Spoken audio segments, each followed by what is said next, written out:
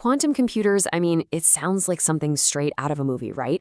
These incredibly powerful machines that could just crack any code in an instant.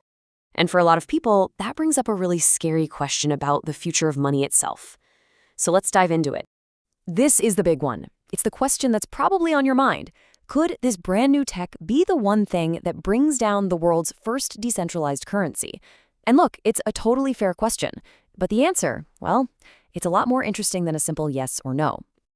You know what's wild? The person who started it all, Satoshi Nakamoto, was actually thinking about this exact threat way back in 2010. And just listen to those words. If it happens gradually. That's the key. This wasn't a warning about some sudden doomsday event. It was a blueprint for how to evolve. Satoshi saw a transition, not an apocalypse.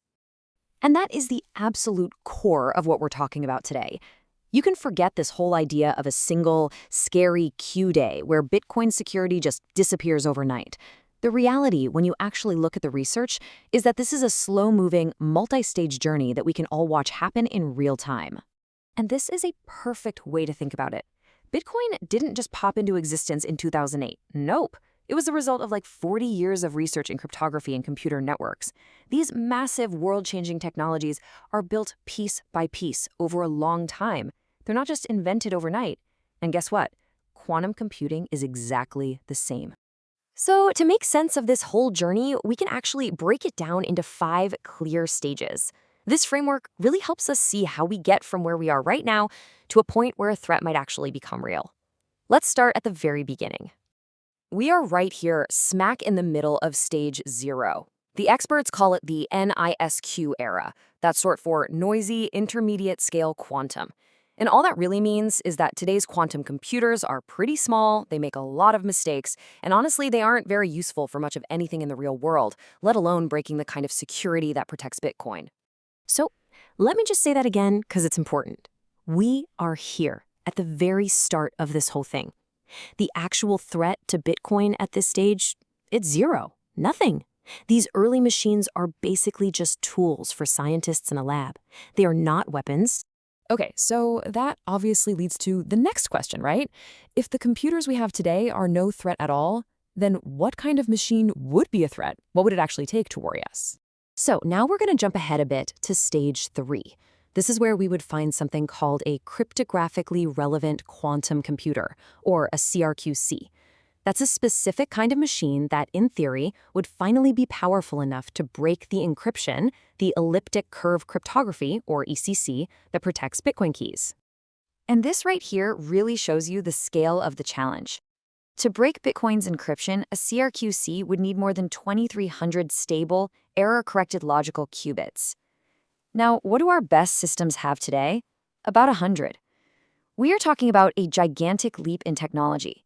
It's a gap so big that most experts think it's still decades away. But let's just imagine, for a second, that a CRQC does show up.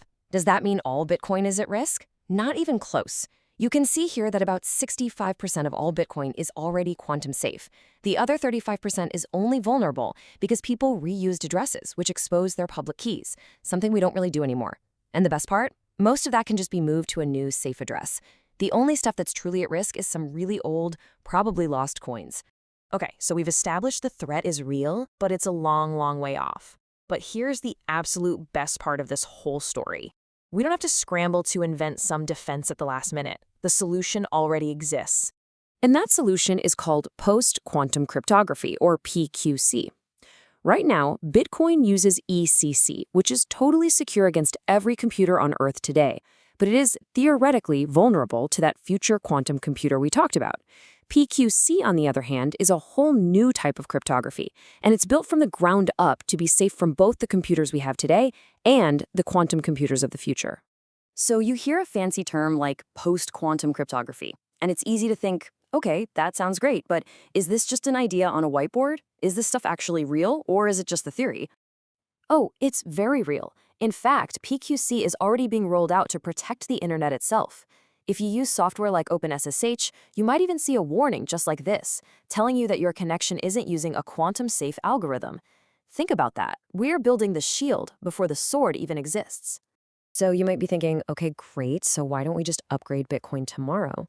Well, because one of Bitcoin's biggest strengths is that it's incredibly difficult to change. This slow, careful process is a feature, not a bug. It stops bad ideas or buggy code from being rushed in. You need to get everyone to agree, and that work has already started. Developers are already discussing proposals to get it done. So let's put it all together on a timeline. Today, we're in stage 0, no threat. Over the next several years, as we get into the early stages of commercial quantum computers, that's the signal for the Bitcoin community to really get ready. So by the time these powerful CRQCs could maybe appear, and we're talking decades from now, the network will have had plenty of time to roll out the quantum-resistant upgrades. So if you take one thing away from this, it should be this. You have to reframe how you think about the risk. This is not a ticking time bomb. It's not an emergency. It's a slow, incremental, technological change that we can watch, prepare for, and ultimately manage. So at the end of the day, the conversation really needs to change. The question isn't, can Bitcoin survive some imaginary Q day? The real question is, how does this amazing, decentralized network manage a technological transition that's going to play out over decades? And from everything we can see, it's a journey it is more than prepared to make.